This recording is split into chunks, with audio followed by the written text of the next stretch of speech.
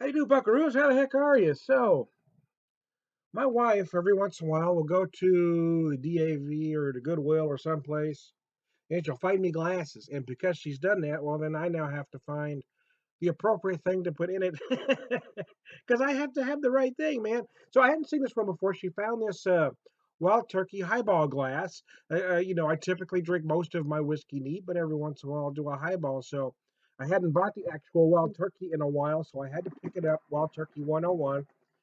Of course, I'm not gonna.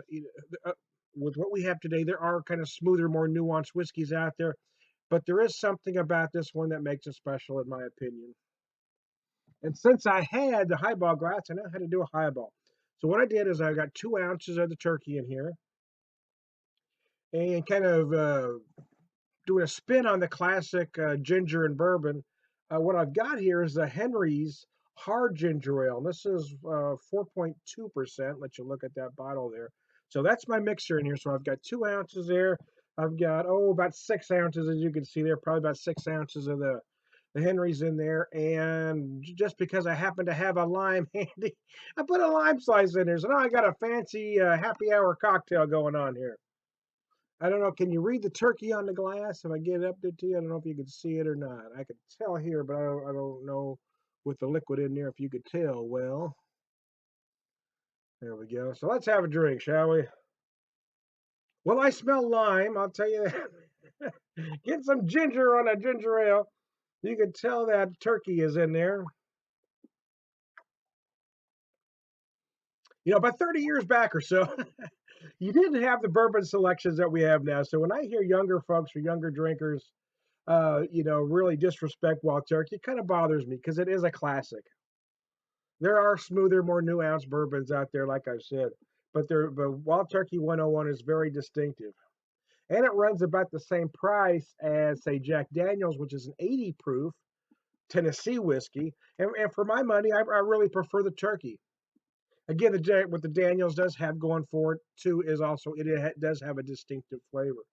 But I think it gets by on reputation more so than quality and more, in my opinion.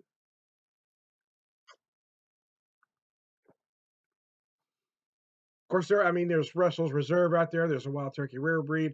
There are some other versions of turkey that, again, are going to be a little bigger, a little bolder, maybe a little more nuanced. But this turkey kind of brings me back to my youth a little bit. What my dad drank was always Jim Beam on a regular basis, Jack Daniels when he was feeling good about himself, and Wild Turkey when he was feeling really good about himself. In that order.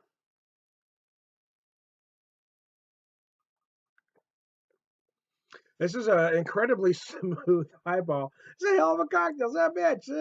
Folks should market this bitch. I'll tell you that right now. That hard ginger isn't something I would buy often, and I might not even buy it again, to be honest. But it is interesting. It's certainly not bad. It tastes like a nice ginger ale. So to use it as a as a highball mix, what the hell, man? Now, traditionally, if you were to get this at a bar, pub, tavern, way back when, what they do is they just fill the thing full of ice usually, give you depending on the bar how well you knew them back then, you get an ounce, ounce and a half, maybe 2 ounces of, and then the rest was mixed. So this would be considered a tall highball glass. And again, if you've heard me say it once, you've heard me say it 1,000 times. Ordering a tall didn't mean you got more alcohol. You can order a double in a shorter tall. A tall just meant you got more mixer. Generally speaking, if you were going to order a tall, you'd order a double. Otherwise, you're just getting a shitload of mixer. Of course, there are those that don't like to taste their alcohol. I'm not one of them. I want to taste it. I don't want my drinks to taste like fruit punch. I want to know I'm drinking alcohol.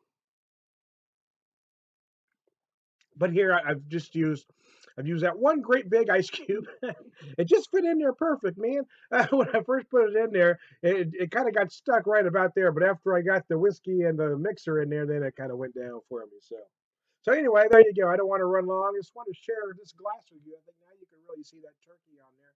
It's a nice glass, and because I have it now, it's going to want to make me make me have a highball, man. And I'm going to have to get creative with other highballs because I like to make shit up.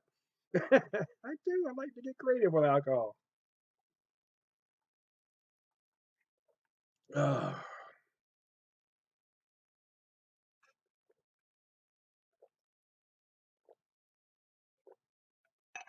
Amen, brother Ben. That was great.